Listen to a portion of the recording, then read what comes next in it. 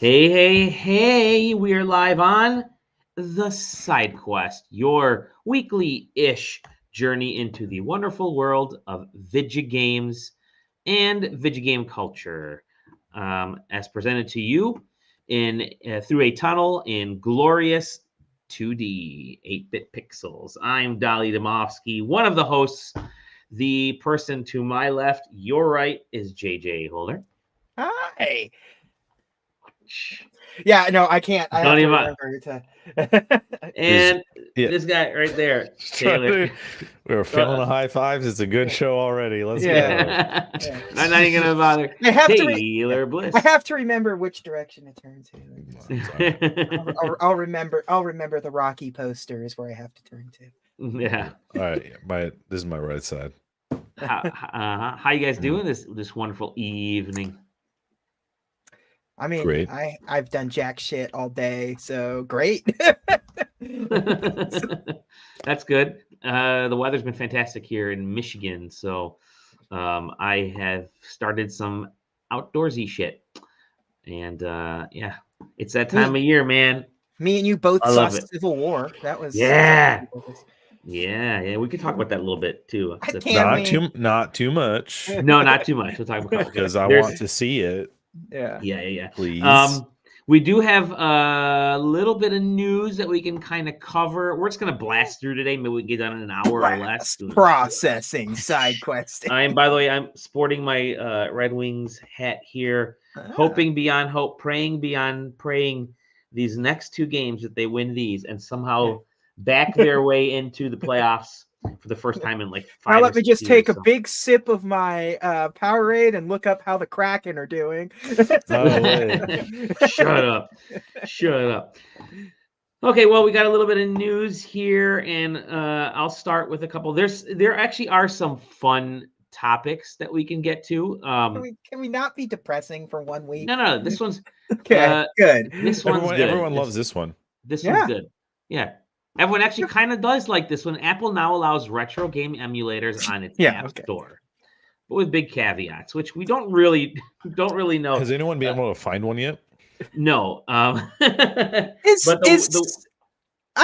just kind of assumed the caveat would end up being like you can run your vintage game on an emulator. Yes, that's basically it. You have to have the full rights to run this game on an emulator.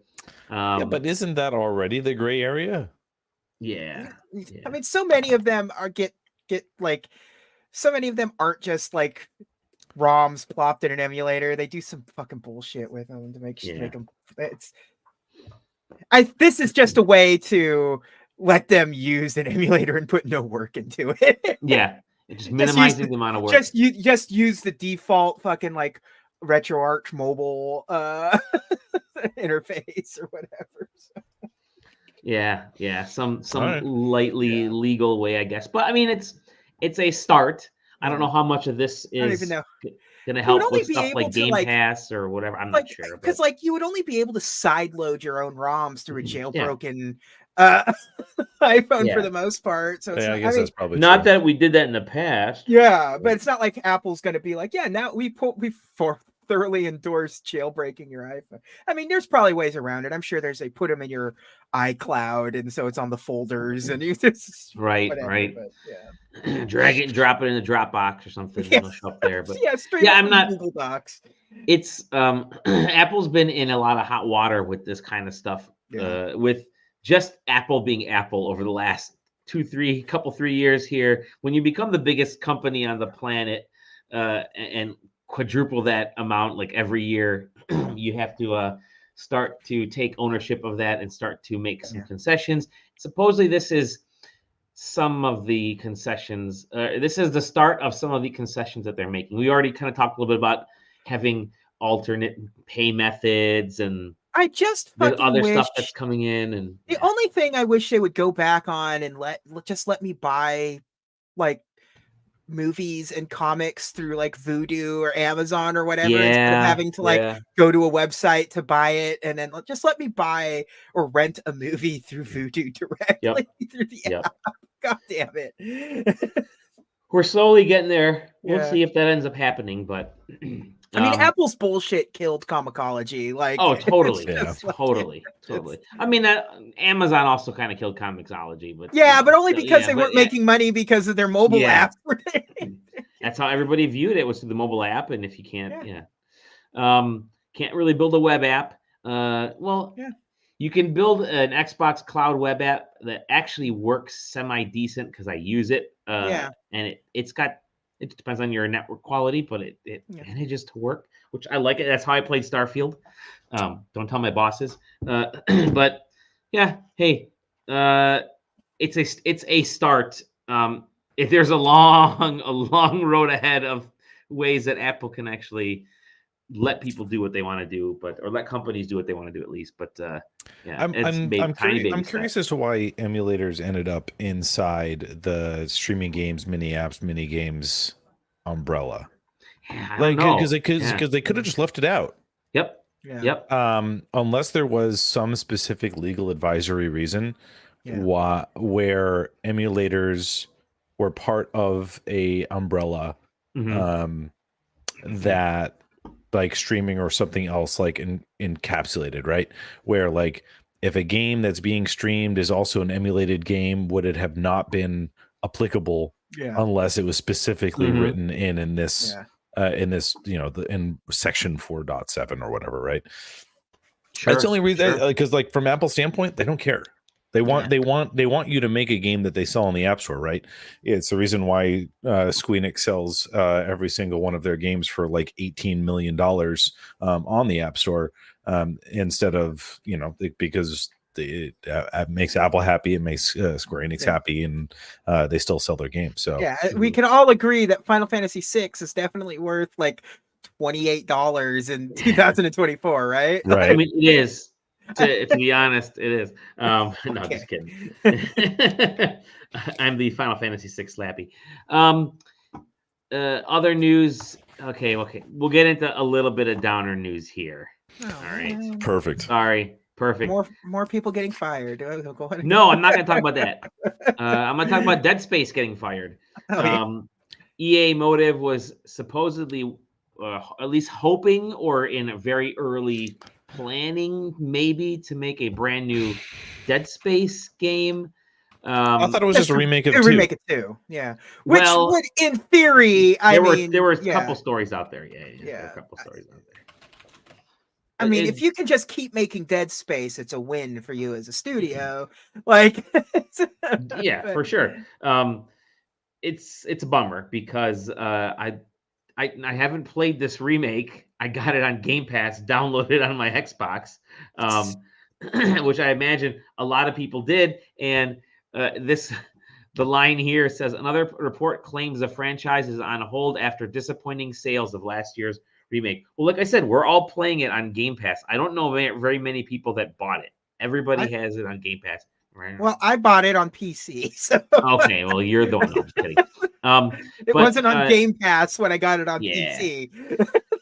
It is now. I don't know why. Yeah, I'm not sure why it did or didn't sell, or was it? That's basically that's based on it's not a mainstream selling game. Yeah, it's just not. It is marketed as and sold as a horror game. Is a third person shooter horror game.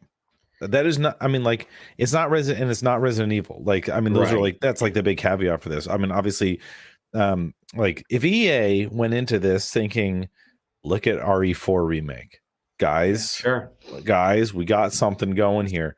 Yeah. Resident Evil 2, Resident Evil 4, those remakes. It's not Resident Evil. But at the same time, it sold 2 million units. Yeah. It's not like it shit the bed. It just didn't do. I mean, this feels like a Square Enix moment. Like, it didn't sell 8 million units, so unfortunately, Dead Space 2 remake is canned. This is what we were talking about with the quadruple A era that we live in. 2 million units isn't enough anymore, even though you had an incredibly good selling game that had incredibly high reviews, incredibly well received. Like, this game was phenomenal. It was one of my favorite games of last year by a long shot. It took the original Dead Space and made a it's the same game but different, and it's great. It was the second best selling game under Call of Duty for the month that it released. I mean, and there is no game that's going to beat it when that's the game that you're going up against, right? Yeah. For all intents and purposes, but the problem is that when Dead Space 1 was made, it was the weird game that the team that wanted to make a horror game made, right? It wasn't it wasn't the, hey, we're devoting what is now a whatever $100 million budget into making a remake. And that's what things are now, as opposed to just it's the reason why 1 million sales on whatever or however much Dead Space when it originally launched was enough to make 2 more of them. Mm-hmm. And an offshoot, right? For the Wii. Yeah, the Wii and PS3 that sold 3,000 copies. Remember that? That spawned actually a good game. That spawned a never-ending joystick memes. Mm-hmm. Yes, it sold enough copies in my book. Yeah. But also, it's just it's a better game than 3. That's for damn sure. Well, that's for sure. Pierce my eyeball. But I don't know. It's just if this is the way that things are going to go, just fucking let them die, man. I don't need to watch you try and remake every single game and try and turn it into break my heart again, right? Yeah.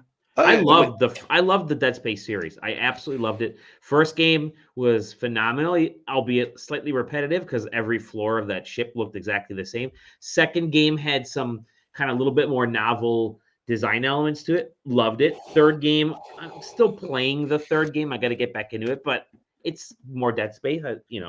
I played all the offshoots, even the stupid iOS game that they made. Oh yeah, that was, remember that one? I think there were watch the anime.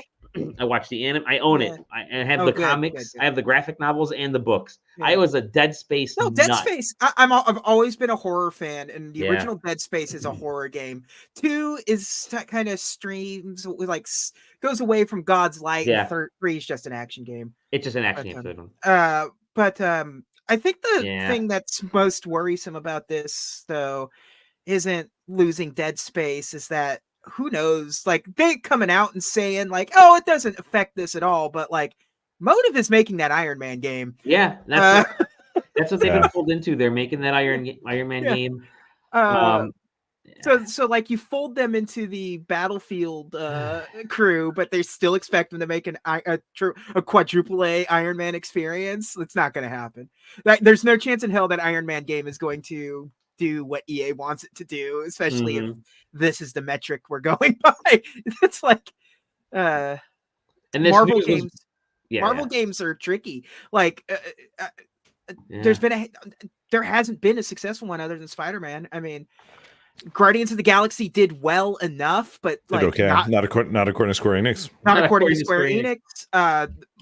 Nobody played Midnight Suns, unfortunately. The Avengers game tanked. And that was a great game. It's funny, they tank great games, just tank for this shit. Guardians was our game of the year. I think Midnight Suns is so underappreciated. It's a phenomenal game that nobody played. And then there's already an Iron Man VR game. Remember that came out? Yeah, that sucks. That's actually not fun in any way. Whatever. And we have to be real. That Blade game is not that's going to be selling on the studio. I keep forgetting that's coming out. Yeah, that's going to be settled more. That's going to sell more based on who's making it as opposed to Blade, because Blade is incredibly niche even to this day. Yeah, I was gonna say nobody cares about for all intents and purposes, nobody cares about Blade.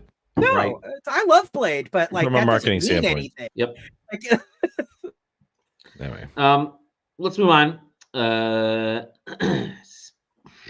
I want to jump to this one real quick. You guys remember when how popular Blizzard was in China with Warcraft and all that fun stuff? Well, they're back. They have renewed an agreement with NetEase. Thanks to Big Brother Microsoft, was able to get them to finally. I have a strong suspicion. I didn't read any of the articles on this one. Yeah. But I have a strong suspicion that obviously Microsoft does a lot of business deals with China directly. And so after Activision officially was under the umbrella, they were like, okay, who was talking to them from like who at Activision was talking with China? And they were like, okay, you're no longer talking to them. And they pulled it in onto whoever had the direct line and worked it out again. The market's too big. It had to be done. And it was probably one of the first priorities after the acquisition was done. I would assume. Yeah. So much money was on the table there. Yeah. Some people would probably laugh at that sort of thought, but like those people don't understand this. So, like, they don't get it. They don't get it. You are wrong. You're so incredibly wrong. The amount, like, even if not just for World of Warcraft, which is huge, it's a huge market, especially in the way that WoW is right now, with the way that gold tokens work. Yeah, it's a huge moneymaker, especially in markets like China. But the other part is that, like, for games like Overwatch 2, there's you're talking about whale marketplace, right? And the amount of whale buyers that exist in the China market is enormous. So it's they were, from day one, they were like, okay, this is like top of the list of things that has to be fixed, is making our games publishable in China again. No doubt. What I find really interesting, just speaking about one Blizzard property, and that's Warcraft. You guys remember the Warcraft movie that was out in the US? That made a whopping $47 million total in the US. They spent $110 million. Didn't it do like 800 million in China? It did 225 million in China. Million. I couldn't remember but still 5x. It opened at 65 million. I'm looking at Box Office Mojo. It just shows you how massive Warcraft and Blizzard properties are in China. And to have lost that in 22, literally because of contractual stuff, their contract ran out. They couldn't renegotiate. They said, all right, we're done. That was leaving billions of dollars. It's insane. And so, like I said, Microsoft came in there. The Warcraft movie was Duncan Jones, right? That was David Bowie's kid directing the Warcraft movie. I can't believe they let the contract lapse. Actually, it's just so wild. It's wild. But Blizzard was such a fucking shit show at that when that still happened. Is. Like, it still is. But at least Microsoft has the common sense. Like, I don't care how much of a shit show you are. We need that China money. Do you guys have any other news bites? Because I have one news bite that's going to lead into something we're playing. Probably not. Not anything worth wasting our time on. All right. Here's the last news bite. And it's going to lead into something that we're playing. And that is the rumored Rogue Prince of Persia game has been revealed. It's the Dead Cells folks are making a Prince of Persia game. Actually, I didn't watch this. So now you're watching it. It looks wild. This looks like very similar animation style to the guys that are, because they don't make this animation in-house. They contracted somebody to make the animated intro for Dead Cells and all of their stuff, and this looks like the same studio to me. But this is 100%. That's the first thing I thought of. This is 100% a French animation studio. It has all of the it has all of the markings of. Well, Motion Twin is French as well, aren't they? Yeah. Let's get to the actual gameplay here. I think they are. They're also French. Okay. Yeah. Which is probably one of the reasons why they ended up getting the deal with Ubisoft, I would assume. Yeah. This looks ridiculous. I love this. It's cool, man. You know what? It's 100% done in the French style. Like that. Yeah. I'm all in. Like the idea of a roguelike Prince of Persia with this art style. Like, be weird, man. Go crazy with this shit. It's funny because the Prince of Persia was dead. Mm-hmm. Then they showed that weird. I'm gonna hit this play button. They showed that weird remake of Sands of Time. Nobody gave a shit. Nobody gave it. In fact, people were turned off even more of Prince of Persia. And then the game was it earlier this year that came out? Yeah, no, God, yeah, it was earlier this year. Was it Yeah. earlier this year? Well, let's see. I played it at West, so yeah, it must have been earlier this year. Earlier this year. That game's fantastic. The Prince of Persia game that came out. And now they got this game coming out later this year. And I think what's actually cool is Ubisoft is saying, you know what? Fuck it. Go ahead and have fun with Prince of Persia. We don't know what we're doing with it anymore. Do something fun. And they're doing stuff that looks genuinely fun. Both that game from earlier this year, this game at the end of this year. I mean, they're a roguelike Prince of Persia could be it's a cool idea. Why not? Let's do it. It's going to make me want to go back into playing this game and make it different enough from the standard Prince of Persia style game that makes it replayable from that aspect. So I'm looking forward to that. And Motion Twin has a great Evil Empire, whatever. They have a great pedigree for So Motion Twin is were the makers of the original of like Dead for Dead Cells, but Dead Cells Plus now available on Apple Arcade or whatever. Like it's a weird version. Yeah, this is Evil Empire. So Evil Empire, which did a lot of the DLC, right? So Motion Twin created a new development team called Evil Empire, and they took over all of the other stuff, which allowed the rest of Motion Twin to take over any other projects that they wanted to do. So basically, Evil Empire, or the team that continued all of the Dead Cells development is that subgroup within Motion Twin is the one that's doing this project now. That looks cool. Which is cool. Yeah, it makes me. I did not realize I had to pull up, of course, Motion Twin's wiki to figure this one out. But like, so May 14th, early access. Yeah, there you go. That is exactly 1 month from today. Happy birthday to me. That's perfect. Happy birthday to you. So hey, that looks pretty cool. Bring it. What's wild is that, like, I mean, according to Wikipedia, Motion Twin's total of employees is 8. With 8 how do you people, splinter off? How do you like, yeah, listen, guys, we're gonna make an elite squad. You're like, it's Jerry down the hall. Like, we know. Like, what do you mean?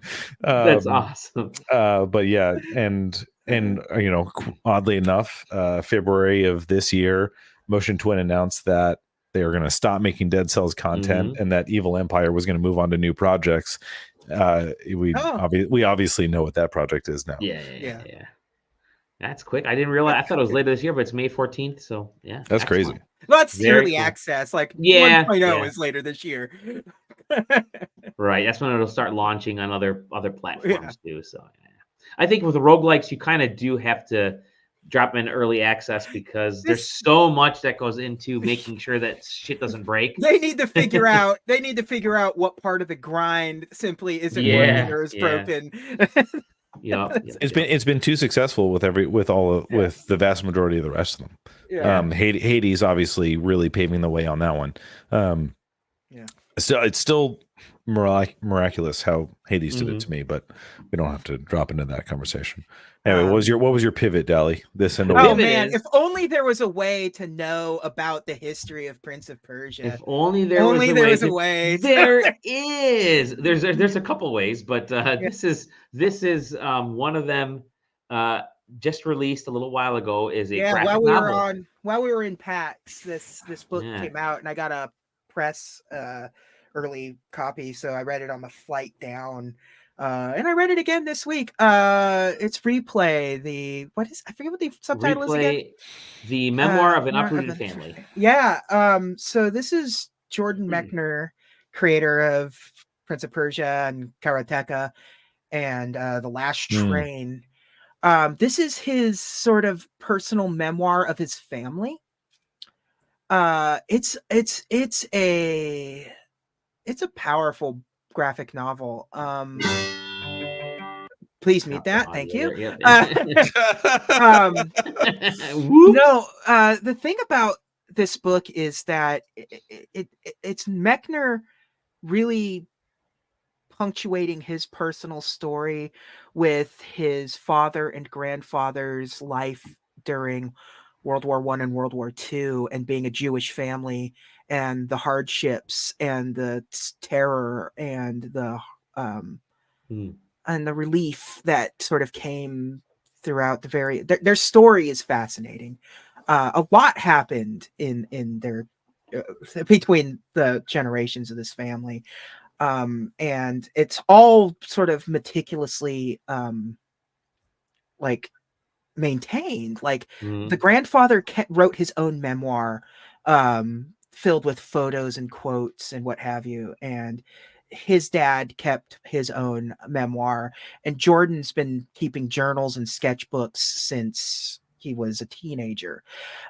So like this is 3 generations of a family that has been just like, there is so much information and recordings and stuff. And so this is Mechner turning it into a graphic novel. And I don't know how he would feel about me saying this, but it's very, it plays very Mouse-esque, in the sense where it's really a story being told to somebody, and as he's drawing it. This is all Jordan Mechner's art.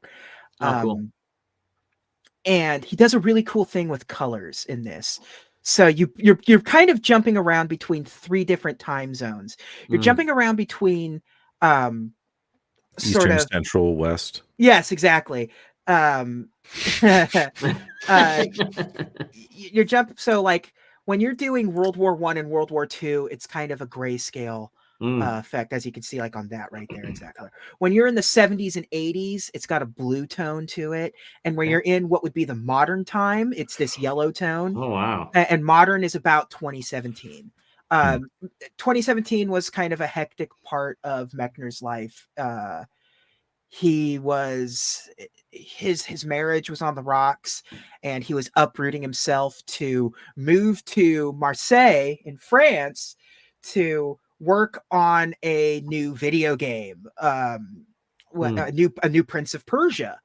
Even his kids, like, they have this thing where he's like, we're gonna work on a new Prince of Persia game, and his kids are like, another one? Can't you do something new, or at least like Princess of Persia or something? And he's like, but people love Prince of Persia. You know, what do you mean? But so, and like that's a trend that goes through his life too. That you see that, but so it's Mechner kind of comes across in the book as sort of fighting with the fact that he doesn't have the level of strife. Like, he is grateful that he has the life that he has because of all of the hardships that both his father in World War II and his grandfather fighting in World War I and living through World War II as well. Like, you know, he gets the benefit of having his childhood home still exist, having not having to like become a member of a new nation just because of a military force coming in and taking over part of like, oh, you're Romanian now because the Nazi forces came in and took over part of Hungary, and you know, that kind of weird shit. But it's an incredibly powerful book that like it captivated me. I read it in one sitting, and it's like I said, it's very Mouse-esque, like the way it's paneled, the way it's framed. It's like the video game part of it is so minor. Mechner's story is just there to sort of reminisce about like like you never learn anything about Prince of Persia too much. You learn some things. This is about the extent of the creation, like a couple of pages worth, and like you find out like the little mouse that saves the day was design. There's a hook in it that's actually really touching that I don't want to spoil, because I highly recommend anyone read this, even if you have no interest in Mechner's work. That doesn't matter. The to watch a family's struggles and sort of may come through on the other side. So what is it? I mean, is this a memoir? Is it? It's a memoir. It's a memoir of his family, of his. Right. Of his, not necessarily a fully personal one. It's not a fully personal one, although it does. Towards the end, like I was telling Dally before the show was started, he starts talking about making memoir of his family. Yeah. Started making started talking about making a Prince of Persia game in like 2017. and I'm like, that never, like, I've never heard of this. Like, he hasn't released another game. Like, the making of Karateka and the remake of Karateka on the 360 were like the last two games that he like worked on, was involved with in any significant way. So it's like there was no Prince of Persia like that has come out that he's worked on, and like, and especially not one during that time frame, because like, what was it? What would have been the last one? Warrior Within or something? Something like that. Yeah. Because everything's been weird remakes and stuff since then. Yeah, so towards the end you get more information about it, like it was going to be an open world Prince of Persia game, and you know, they never say Ubisoft was working with him, but like he had to uproot his life and move to France to work on this game, so like you can read between the lines on that. And they were going to send him, like, the thing that ended up killing the game was like he was going to do research in like what would be the old Silk Road, and they ended up just kind of like, nah, you can't. There's the tensions in the Middle East are kind of like at an all-time high again, so we can't like risk sending you out there. So we've stopped that, and from there it just sort of like the game gets canceled. At one point, it became Princess of Persia. So that's what it was going to be. It was going to be an open world Princess of Persia games with big ambitions of having your own horse and all that shit. But just never happened. What the book sort of does end up teasing in a weird way is Prince of Persia 3. Like he's sort of talking, because he goes through, it has one of those like post-credit scenes where he talks about all of his friends and like all of the people that worked with him on his previous games, and like people have died and stuff, and like, so it's like him and his like last friend of development kind of stuff, talking about like, well, 2D games are in. It's like, yeah, multiple times throughout the book people straight out say, it's like, I hate working on AAA games. They destroy families, they destroy lives. Which like it just outright says that in this book more than once. Like him and it proves it, because him working on this game destroyed his marriage. So working on this 2017 Prince of Persia game destroyed his marriage. So like, just go back to a 2D. So they have an idea, like Prince of Persia 2 ended on a cliffhanger. So my idea is, let's do a 2D Prince of Persia, and it just sort of ends there. It doesn't announce anything. Nobody said anything, but it sort of makes you think like, I think Mechner's trying to force Ubisoft to let him make Prince of Persia 3. Force their hand. Yeah. Very cool. No, it's an emotional book. It made me tear up a couple of times. It gets really, I mean, a lot of, especially when they're very, very personal stories told with like actual quotes and like direct family stuff, with especially World War II stuff. Like it can really get you. And Mechner has a meticulous website that links at the end of the book and stuff that takes you. And he has a meticulous archive of like real photos and real like audio recordings and real like pages from them, because throughout the book he's also scanning in all of his father's memoirs, so they're saved. He's creating a website for his family. His dad wants to write captions, because as his dad says in the book, that what good are photos without context. So, this man found a publisher to pay for his own own family's history. I mean, like, I can't fault him for it either. Yeah, and it's a powerful book. I highly recommend it, even if you're not a fan of any of Mechner's works, although I don't know how you couldn't be. Like, it's like, you know, Prince of Persia is an all time, but it's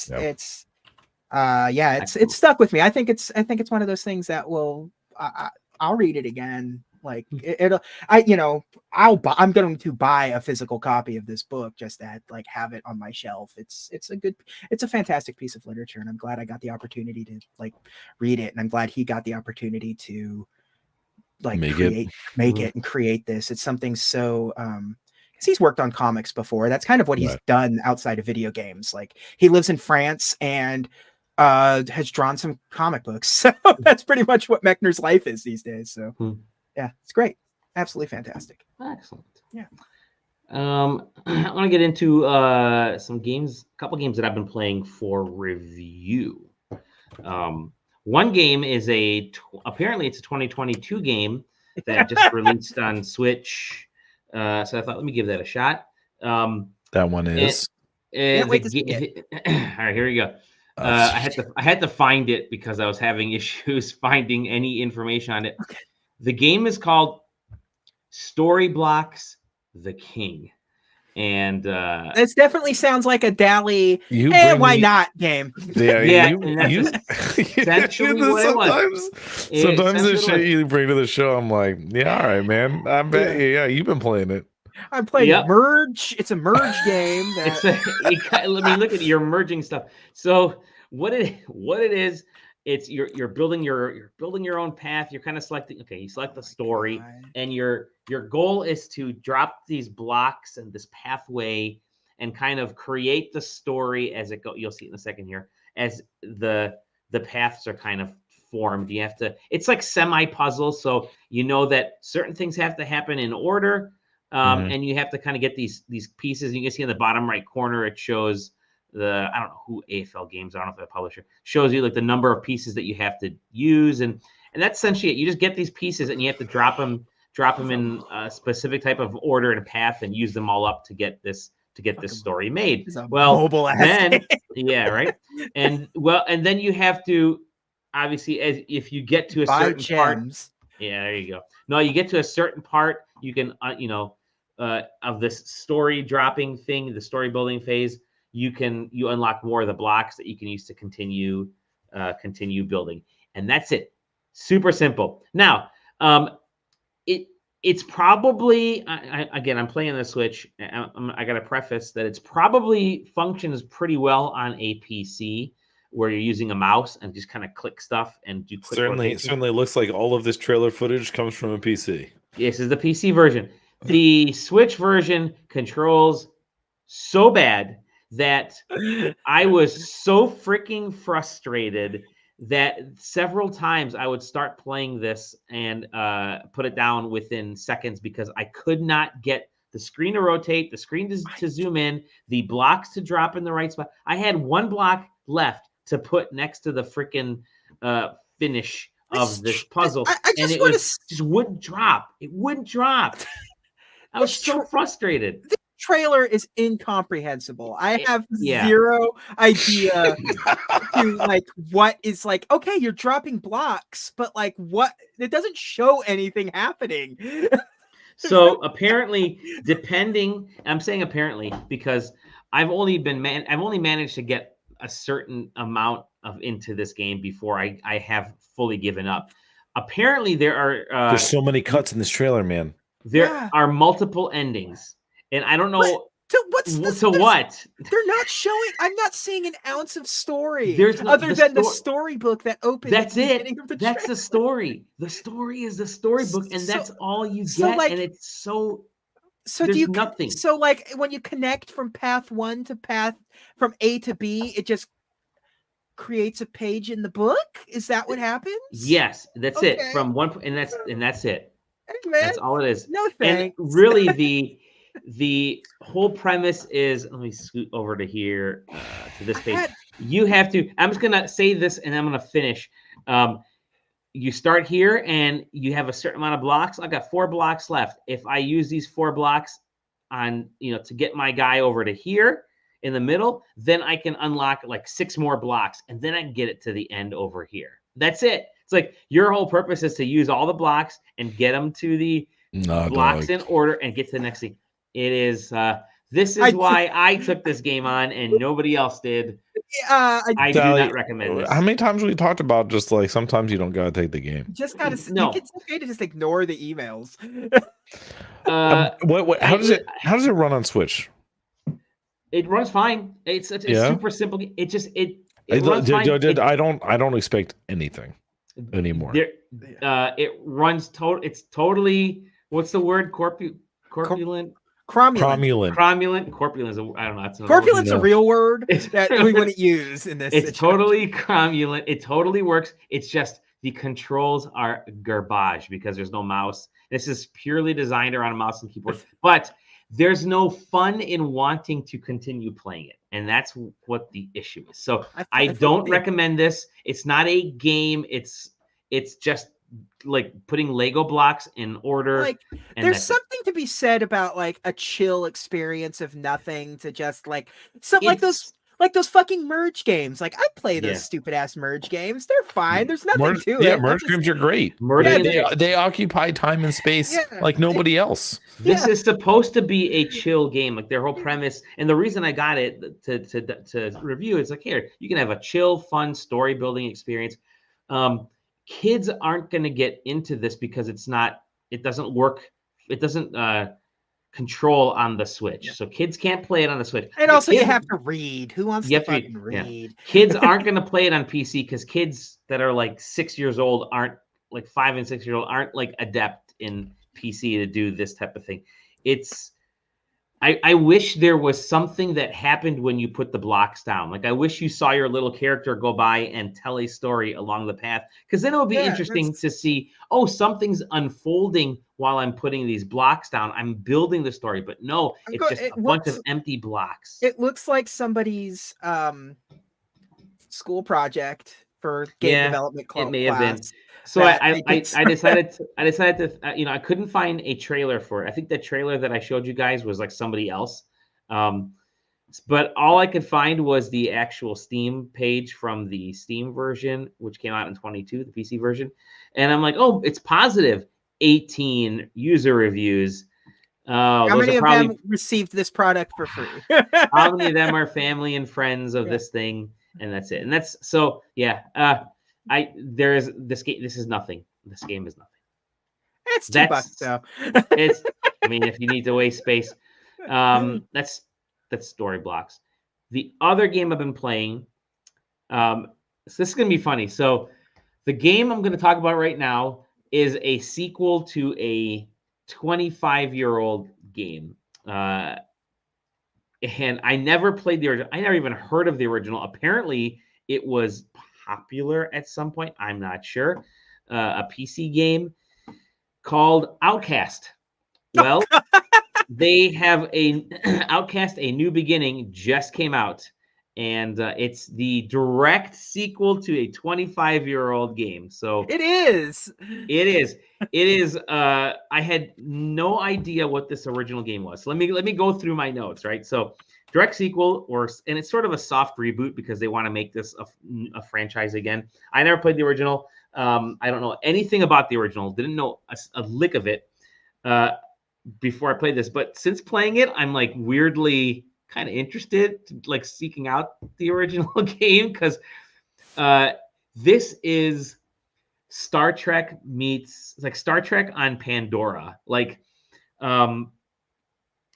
it's definitely got that like 60s, 70s, 80s weird campy sci-fi vibe to it, which I kind of dig. Like, nobody else is really doing that style, but they're kind of going all out and saying, screw it, let's have fun, let's do something goofy with this. And they are. It's basically a space action RPG. It's open world, very open world. So open world, that's why you have the jetpack, so you can zoom all around this planet and just keep going. You're essentially trying to help these little aliens. I'm sorry, Taylor. I mentioned the aliens and you. Yeah. Spacist over there. No, you gotta warn me, bro. I gotta warn you. You're helping the aliens who are kind of being enslaved by you saw that like cybernetic organism there. So in order to save them, you have to kind of get the chiefs of their cities to sort of agree to help. That way you can sort of, I don't want to ruin the story if there is one. Kind of build up the rebellion, build up the power to actually take down these bad dudes. Do this release trailer here. And so premise-wise, that sounds fine, whatever. It's not like a wild story or anything. It's nothing memorable, which was why I was struggling to try to get through it. But the design of the world is so freaking cool. I mean, color and hue and visual fidelity. I really love the fact that you can like stop and just stare at everything. Like, there was an Avatar game that came out earlier. Look at this.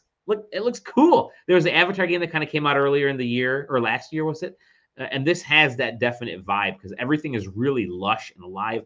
You don't see that enough in games these days. Like anytime you see space, it's just like rocks. Like Starfield obviously just gave us rocks and gave us like desolate planets, and a lot of other space games will be like post-apocalyptic worlds.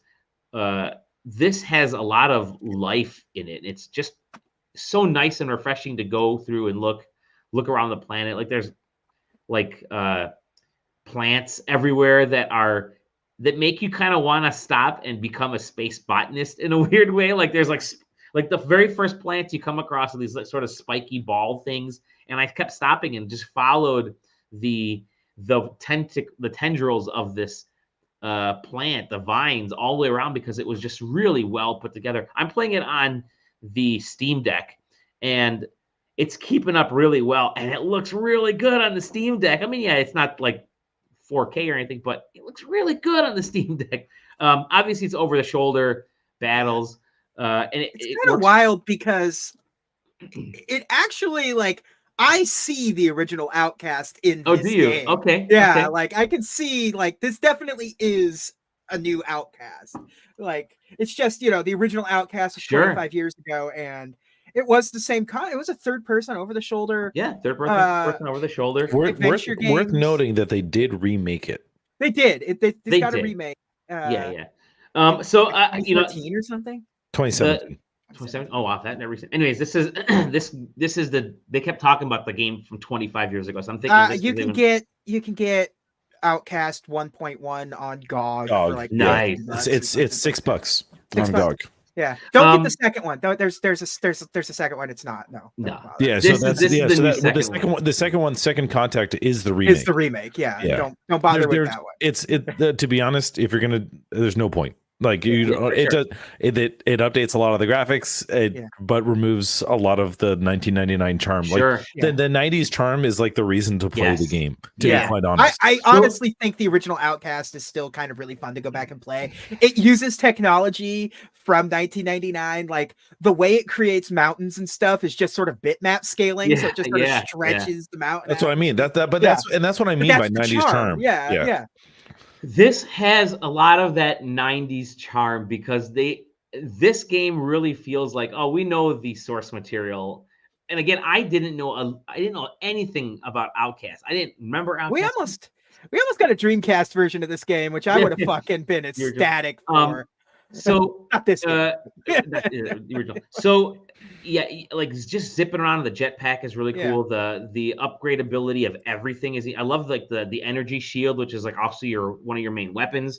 You can upgrade it. It feels like you can upgrade everything in this. Like the jetpack is neat because it goes from like a small hop to like a leap and then a dodge, and then you can get like just start zooming on the planet, and then you can zoom around like top speed. You can get into portals. It's really fucking cool. They did a cool job on that. The battles are fine, but the problem I have with the game is that holy heck, it's strictly like busy work. It is. It's like, okay, in order to appease this chief, you have to collect 10 plants and put them in this pot, and then you have to collect. Or like in this bin. Then you have to collect like 15 of these things and put them in. And then you have to go in and defeat the enemy hive. And then he's like, all right, cool, we're good. Well, let me say that we'll be good if you go to this other chief and get him to do like his 2 or 3 things. So you go over there. It's just a lot of like that game of tag. You're hopping around, which it's a lot 90s of fluff. And that's what I'm saying. It's 90s as fuck. I'm dropping a link to the GOG page in there just so you can open it up and scroll through the screenshots and just see. So that part, like, I want to say that part sort of feels a little bit like a letdown. Like there's this huge world and there's a lot that I can kind of feel like I want to do in the world, but it's all relegated to busy work. But with that said, if there was ever a game that's a solid 7, this is fucking it, dude. This hits all my buttons. It's like I'm gonna go back and play this because I can kind of be mindless and collect shit and just clear out enemy hives and do it like 50 times. And the game's over. Oh, but I can go back and keep doing more of that stuff because the world is that huge, and it looks really good while you're doing it. This is the epitome of a solid 7. Just Cause built an entire franchise off of that idea. Yeah. So like the way you guys describe the original, like so here are my exact words. What I put here. I said I feel like the game isn't going to win any awards, and I don't even know if people know that it's out. It came out before PAX. They don't. PAX. Yeah. And so I had the review code sitting in my email thinking that it was like mid to late April. And I had to check and I'm like, oh shit, no, this is May 14th, not April 14th. So I finished up as much as I could of the game so I can make sure that I got enough of my thoughts in there. And then I had to look to see how long. And then I started really getting sucked into it because I felt, oh crap, I'm kind of liking the dumbness of this experience, the silliness of this experience. And I'll say this, it's the kind of game that's going to do real well in stuff like Game Pass and like Epic Game Store when they give out those freebies. Like for sure, they're going to download this.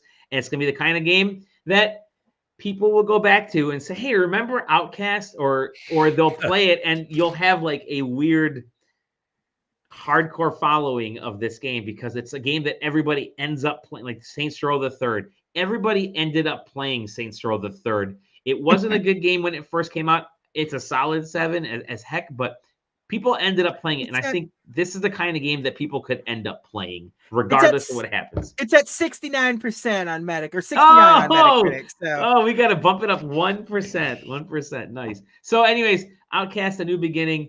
Hey, shit. You could do worse. And just the jetpack alone was enough to get me. It's silly. It's like takes the best of like the campiness of, like you said, the 90s with some of the stuff from like the Xbox 360 era of gaming. This definitely feels like a lot of that, but it looks really, really nice. It did an awesome job on the visuals. Yeah. So, like I said, there you go. Go to that GOG page and scroll through them screenshots and just show that. Just look at how that game was in 1990. Definitely. Yeah, I see that and I see it. So yeah, there you go. Outcast, A New Beginning. Surprised me because I, again, had no idea what this game was. Didn't know there was a series. There's like 15 games that are like Outcast or Outlast or Out something. That's sort of the problem is that it's the most very generic ass game. And it's just a very awesome looking generic ass game. So there you go. Outcast, A New Beginning. When it's on a Steam sale or if you see it on Game Pass, it's worth picking up. And then Taylor, I wonder what you're playing. Stardew Valley. Oh, yeah, just no. That's a good guess, man. I don't know how you figured it out. As Cage the Elephant said, "Ain't no rest for the wicked." Money do grow on trees, though. Money do it. Yeah, when you're a farmer, it does. When you're a farmer, yeah. It's been. Hold up. Let me pull up the old Steamerino. This is not accurate because I have left the game running many days since the new patch came out. However, thank you, Deli, for bumping yourself up first. I was like, man, Deli really wants in on. So Steam says I played 100 hours in the past 2 weeks. Now that is not working. That is not accurate because there was many days where it was like, drop my daughter off. I got 20 minutes before work. I can get in a day in Stardew time, and what I would do inevitably is pause it and then downsize it and then go to work, and then it would just run all day. So Steam doesn't care about that. My actual playtime on the save file 99 hours. 99 hours. I don't think I can check without exiting, which I do not intend to do because I'm in the middle of the day right now. But it's much less than that. It's probably still in the like 40 to 50 hours. Okay. Oh, I mean, when did 1.6 come out? March 19th. So almost a month ago. During PAX, I think. Like, yeah. Oh yeah, that's right. It was literally I think on the Wednesday or Thursday on my train ride down or train ride up to PAX is when it came out. So, it is the same but different, and I don't know. It's one of those special games. It does things that other games do, but does them better or more interestingly. Stardew is a generational game for sure. Yeah. I mean, like, because when it came out in 2014. That sounds about right. Star World completely collapsed on us. Valley. It was starting to, but when did it come out? It came out in 2016. Maybe I played it in early access. That's got to be an early access. Yeah, it was in early access. Unsure, right? But either way, it was like, almost a decade ago. I was younger. I had more time. And I mean, I dropped like 200 hours into Stardew Valley, and however many weeks and months after it came out. But anyway, so 1.6 came out, like I said, a month ago. This is the change log for the game. Concerned Ape is certifiably probably insane. I had no idea he was a straight up local boy. I had no idea. Oh, is he really? Oh yeah. He went to University of Washington Tacoma. and worked as an usher at the Paramount Theater. Holy shit! I had no idea he was. Makes more sense. This game makes a lot more sense now to me. and his fucking insane brain makes a lot more sense. I mean, a lot of it's bug fixes. A lot of it's simple quality of life fixes. But at the same time, there's a lot of stuff that's like, the first quarter of it is new content. For a game where there are no add-ons, there are no whatchamacallit, DLCs or anything. This is just version 1.6. So that on top of the fact that because I haven't really played it that much since it came out, there's other significant major patches like 1.4, 1.5 that added zones that I've never seen. So that's what this one's all about. So I haven't even gotten to that point yet. There is an island that I am aware of that's been out for many years, so I don't think it's a spoiler. I still haven't gotten to it, and I've literally dropped in like 3 dozen hours, if not 4 dozen hours in the past month. Nice. And yeah, it's just as engrossing as it was the first time around. It's the only game in the past 10 years that my wife has also put any amount of time into, and she is also playing it, and it's like I think she scorns me for like bringing her back into it, because it's like I could be doing anything else and it would all be more impactful, like more important to my life than this, but here I am doing this instead, so thank you. In a negative way. But yeah, Stardew Valley, there's very few games does what it does. If Zach was here, he'd be my backup on this one. But yeah, I don't know. I mean, like it feels like feels like the Harvest Moon game of this generation. So if you grew up and you liked Harvest Moon, and you became like a young adult or an adult, then you're like, this hard. Then Stardew Valley was the game of your adulthood to me. I agree. Stardew Valley is definitely a cozy blanket of a game, man. You can always go back to Stardew Valley. Yeah. You really can. It's just it's a desert island game, really. That's awesome. That's cool. I don't have too many hours in Stardew Valley across like the 8 different places I own it on, so I have to most of my life was down spent, and get into it. Most of my life was spent on the Switch. I may just get like I don't have the PC version, so I'm probably just going to get the PC version and just act like I never played it before. And just jump right back in. The mod scene on Stardew is really, really good. I know it is. Here too. So that's the big, like, if there's any reason to to spend some extra dough to get it on PC, it's for that. Nice. There's a lot of really good stuff. Yeah. Anyway, that's what game of the year 2024. It literally is about to be. It's literally about to be. I have not touched a single. Hold on, let me make sure. Let me check Steam. Is there anything? Because it's been a month since I've been on the show, basically. The two games that I play on Steam that aren't for review are Stardew Valley and Balatro. Yeah, that's it. I think I've put in like 30 minutes of Logiark Grimoire as I go ahead. I don't think Melvor Idol counts anymore since I spend most of my time like that. Yeah, I mean, like I load up Melvor Idol like a few times a day to swap my tasks over, but that doesn't count. That's just like the background noise at this point. So it's Balatro and it's Stardew Valley. That's it. Gaming, well, baby. That's what we're going on, man. It's awesome. That's awesome. There's one thing. I was going to say there's one thing that I was going to talk about, but I don't want to. It's only going to take a couple of minutes. But if you're on the fence about it and you're not really sure if you should or not, watch the Fallout show. I was gonna just talk about that. I was actually gonna share. I mean, it's everything that I've heard and seen. It's like you get off the fence and watch it, dog. Watch it. Dude. It is extremely good. I think it's my fun. favorite. I think it's my favorite Bethesda Fallout. So they nailed the main beats of Fallout, like a person who leaves the vault.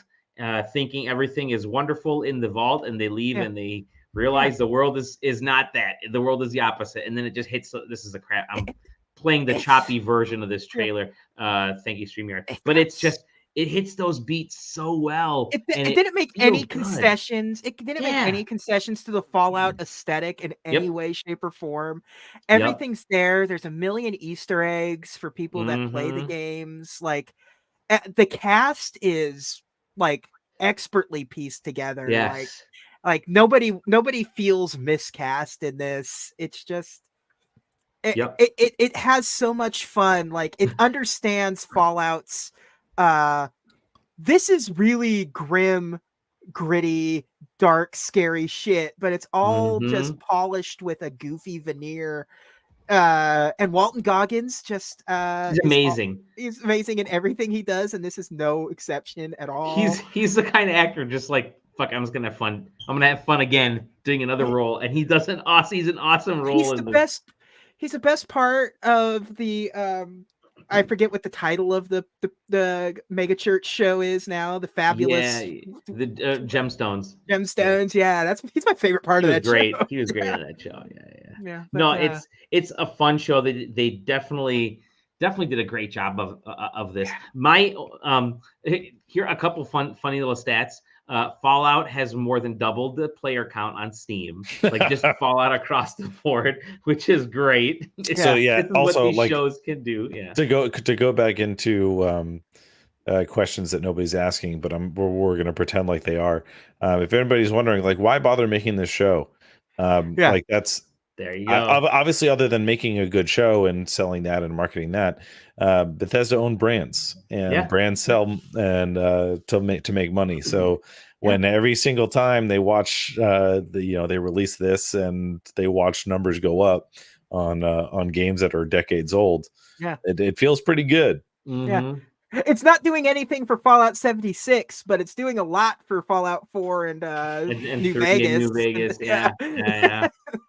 It's a fun show. It really is funny. You get to play New Vegas for free on Luna right now. Yes. Oh, all right. That's okay.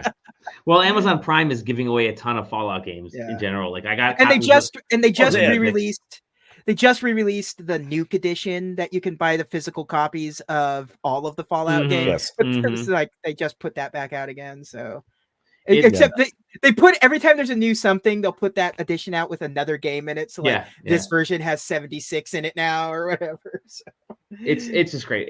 I can't stop raving enough about it because of the campiness of knowing the source material and sticking to it and having fun with it. And great cast. highly recommend it. I said it in the Discord, but I'll say it again. Nothing can really prepare you for how goofy it is to see a human being use a Pit Boy in real life. Yep. Like you just like using it in earnest, doing stuff and having it be useful. Like it's so goofy. I love it.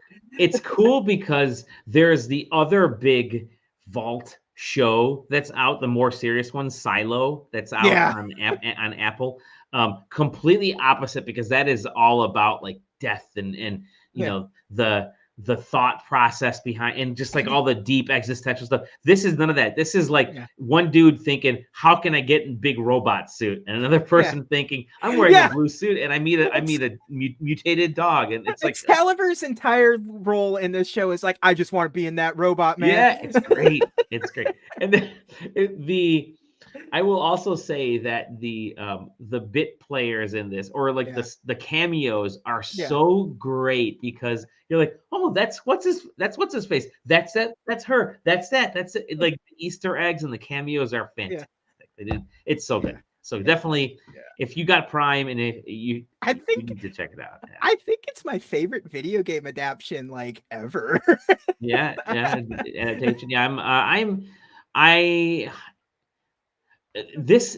It would be if, and this is what I'm going to get to right now, if it actually had weekly, if the shows dropped weekly instead of all at once.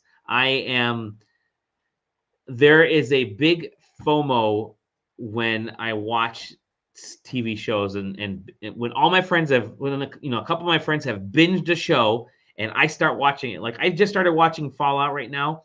I'm 2 episodes in. I love both these episodes. They're fantastic. By the end of this weekend, people will have stopped talking about it, because everyone will have already binged it. It's like, that's just, I'm speaking, whatever, but that's just the way things are right now when everything drops. That's some dumb shit, Dally.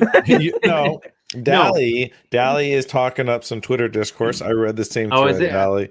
You saw I tweeted it out. Do you like no? This has just been the general discourse around it. Yeah. I mean, for me, what helps with weekly drops is that you like, time plays a big factor in storytelling, right? It's when something drops weekly, there's 2 advantages. One, there's the whole water cooler talk, blah blah blah. Yeah, we know that. But 2, that shit means nothing. Time has passed between episodes of something, and you have time to digest what just happened and think about it till the next episode drops, and B, to whatever, the actual show, time is passing in the show somewhat a little bit more relative. It happened like Game of Thrones was very much like that, in that every episode was like, sometimes they were like months apart on shit happening, but because it was every week or every 2 weeks, whatever, you were able to kind of keep in check. When you watch everything all at once, the storytelling and the pacing is a little different. So I like the pacing of the week to week releases, because it gives me time to digest and think and let time pass in the world of whatever I'm watching before I get to that next episode. I got to assume that the only reason why they didn't is because they didn't think that there was marketing to be had, in regards to viewership numbers on a weekly release. Because like at Game of Thrones at its peak, they were, HBO was making a headline basically every single week. At its peak, about like viewership number, and then viewership number, and then viewership, like there were social media posts everywhere about like, I looked into a fucking apartment building, and I could tell that every single person was watching Game of Thrones, and like that shit was everywhere. Watching the finale, And God, I think the Twitter thread that I saw was specifically actually in reference. I mean, JJ, who maybe you fucking retweeted it. I only follow like 80 people. That they're like, I've seen longer discourse about the X-Men 97 episode release than I feel like I'm going to see about the Fallout show, because the Fallout show's one and done. Because I think it was like a Variety piece that somebody was commenting on. Anyway, there was an article literally that somebody wrote in Variety, if my memory serves. Gizmodo just posted something today for that same thing. Yeah, I saw it previous to today for sure. Okay. But yeah, I mean, like, it's a mixed bag. Yeah. It's tough to attribute it all to one. I think that if you don't have it in the marketing plan to try and take advantage of hype numbers after the fact, then I don't know how much of a difference it makes. Sure. If your goal is to incite increase in Fallout sales for the 1 week following the release of the show, then this is mission accomplished. Here's the thing, like with Fallout in particular, like there would be 0% reason to think that a slow burn discourse based release schedule for this, like that didn't happen with The Last of Us. Like, regardless of how popular or how good it was, there was not a lot of water cooler talk around The Last of Us. Yeah, but at the same time, that's a tough comparison, JJ. Yeah. Because The Last of Us was a direct game adaptation, and that story was known. And I know that that's where you're going to go with it. Yeah, but there's also no way of really knowing what like video game adaptations will ever do. Right. So like you gotta fucking like next season. If they do another Fallout, they already confirmed the season 2 before season 1. I wonder if it's going to turn into episodic instead. Yeah, because the other thing is that like when you move to week, because this is an Amazon, right? Amazon original. Yep. Prime, yeah. So like you secure those sales, those memberships. Well, not just that, but like there are specific deals in terms of marketing. Like for when you release a show in one batch. Yeah. The marketing dollars that you have to put into it go into, I'm going to pay for a slot on, the Fire Stick homepage for 1 week because you're releasing it all at once. Yeah. When you do an episodic and you're doing 10 episodes, you now have to secure 10 separate ad slots onto these devices, onto Prime, onto whatever. It complicates it. It makes it more expensive. For whatever reason, the way that it reads to me is that they made the choice that we're not going to spend that much money on marketing for this show.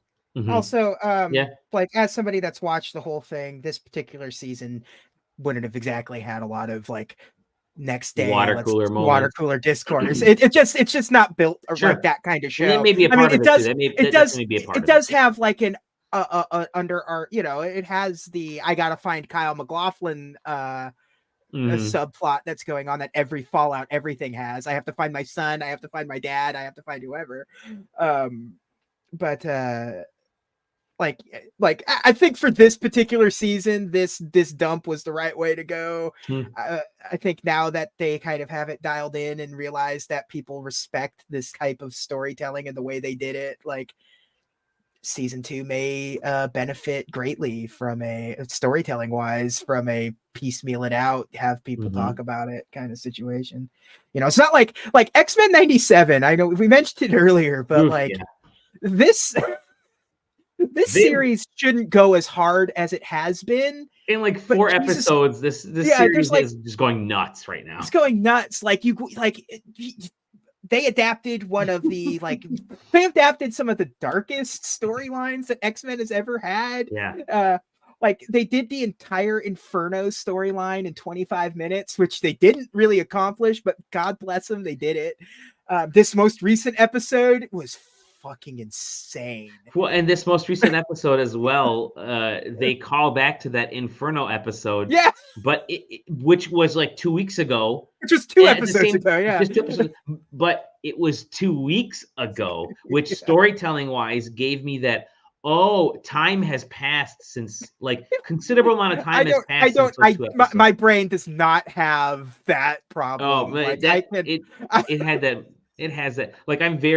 For me, tuning in when I'm watching something, pacing is so freaking important. Like, if something happens on the next episode, it's set 4 years later and it just walks right in, it throws me off. If it just picks up, as I'm viewing, in the queue because it's dumped all at once. If it's a day or a week later, then I'm able to process things a little bit easier. But regardless, just kudos to. I will say this: I made the joke because it was true. When I was watching the show, I first loaded it up, starts playing, and my internet started to like skipping because we have like 50 different devices all at once. So the show did a little skip, and I'm like, was that purposeful to like, was that the purposeful Bethesda shit? Were they doing something on purpose? It would be funny. It would be funny to have clipping or boy, something. Just some real fucking throw Bethesda one bug jank. moment in there just as an Easter egg. But the other thing I did want to talk about real quick was Civil War. We're not going to do any spoilers in this, but obviously, JJ, you and I both saw this. I loved this. I went on Friday night. Loved it. The story. I sat on Saturday. I've always been a big fan of Garland.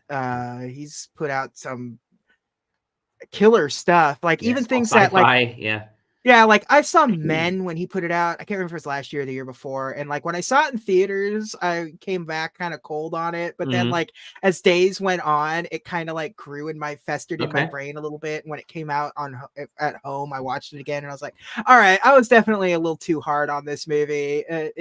But I mean, like, it's cool to have a Garland movie that doesn't, like, it's just a straight story.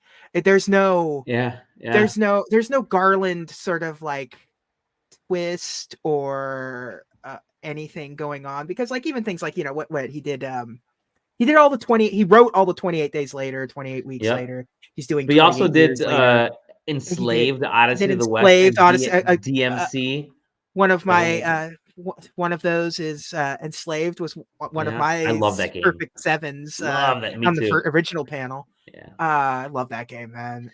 So he knows his sci-fi. Definitely knows his sci-fi. And so to have him just go the opposite direction of pretty much everything he's done and have this really super, it's a, just know this isn't a spoiler, but like the trailers kind of set it up as being about like the war, the Civil War, and like this is not really like the war is just sort of the excuse. It's the background noise. It's the background noise, because it's 100% just a movie about wartime journalism, and that and like it's fascinating to watch it unfold, because like I think it will hit with more people than if, like you said it earlier, like if this was set in Iraq, or a story set in like wartime journalism in Iraq, it's so like far removed. You're exactly. It's like way out there. You kind of feel it. Yeah. It's like this is set at home with people in their own home, photographing their home and their brothers, their neighbors, doing like horrible things during war and having to stomach the shit that you're seeing.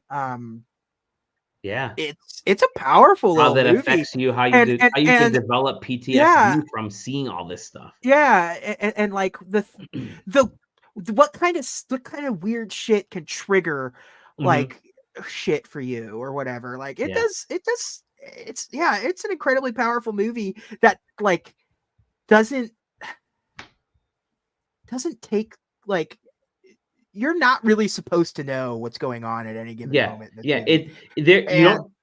In this movie, you don't know who the good guys are, who the bad guys are, and that's the point. The point is that you don't care about that. You see these war journalists having relatively sane relationships with people from both sides of the war. Or all sides in this case. I don't know how many sides there are. I don't know how many sides you tend to see about. You get the WF, and then you get sort of insurgents, like they're a little less, but you get like the main military, and there's like a line in this, and I'm gonna paraphrase it because I don't want to spoil it, but one of the journalists asks this soldier, and he says, "Which side are you on?" And the guy looks at him, and he looks at one of the journalists, and he says to the journal, again, I'm paraphrasing because I don't want to ruin it. He says, what's happening? And the person says, someone's shooting at you. And he looks back at the guy. He goes, that's like, that's it. It doesn't matter when it comes to someone shooting at you. I do. It's like the journalist is wondering. Powerful. The journalist wondering what side this guy shooting is on, and he's just like, it's a guy shooting and at us. the ending, by the way, the ending is so gripping because you're just like, what's gonna end? The way they end it, fucking perfect. Just the third act, like once it hits their destination, the destination, everything just like it becomes something like like I'm just sitting there like, you can kind of passively watch the movie a little bit for the most part because there's really not a lot going on for the most part. It's a road trip movie. Yeah, it's a road trip movie. Exactly. Yeah. But by the time you get to the third act, it's just like it has me completely engrossed. Like there's a lot going on and it's exciting and it gets crazy. I'm probably gonna see it again. I loved it. I'm gonna pick up on some of the more character building elements because each of these characters has different motivations for what they're doing. There's kind of like these four main journalists that it follows, but they each have completely different motivations and backstories and reasons for being there and where they want to go forward. And I was so like enthralled, and I'm finding out about these characters, except for the fucking tools that were sitting next to me and kept talking the entire. They were talking about like sports. They're like hollering at the women, like one of the women on the screen. I'm just like. I had the movie going at them. Yeah, I couldn't. I had the movie going experience where the people next to me were like talking about like visual cues. It's like, hey, like they're in Hawaiian shirts, you know. Like, like, but yeah, okay, so I can watch the movie. I see that they're in Hawaiian shirts. We all do. At one point, the guy, like the dude next to me, like he's actually seated two people over. If he was directly next to me, I would have said something, but between he and I were his son. He brought his like 13, 12-year-old, 10-year-old son with him for some reason in this movie, sitting next to me. And then he sat there and he was talking to some other random dudes that were sitting next to him. I would have leapt over. But yeah, you would. He opens up his phone and starts like texting on his phone. And it was so fucking bright that it blinded. I'm thinking, am I the only person catching this? I am so like upset at this. So regardless, I have to go see the movie again because they kind of ruined a little bit of the vibe. But it's my favorite movie of the year so far. So good, man, banger. I think I would put it at my favorite of the year so far too. Yeah, good stuff. We're gonna stop right now because I want to go watch more Fallout, and I actually have a little bit of work to do, and then get rocking and get to bed. With that said, JJ Taylor, I want to thank you for spending a Sunday evening with myself and with all of our viewers and listeners and all the fun stuff. My brain didn't process that as you zooming in. Like to me, it was thought he was like, it's like you were moving into the Gents, always a lot of fun, and look forward to the next time. Thank you to all of our viewers. Thank you, Exaggeramoose, who's talking about dropping the blocks and picking it up and moving it again.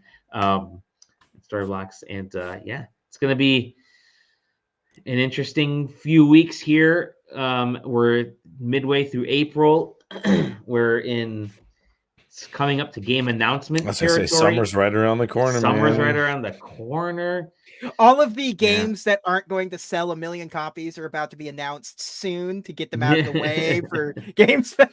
I didn't get talked, but they had that SideQuest initiative thing that some cool games are announced. So if you get a chance, look up SideQuest initiative because there were some cool announcements there. But with that said, sidequesting.com, hop into the Discord, join us there. That's where you'll find us. That's where we hang out because we're a big family over there, big dysfunctional family. And we'll see you on the next episode of the SideQuest. Bye-bye. I'm going to do my left hand second. End the stream with my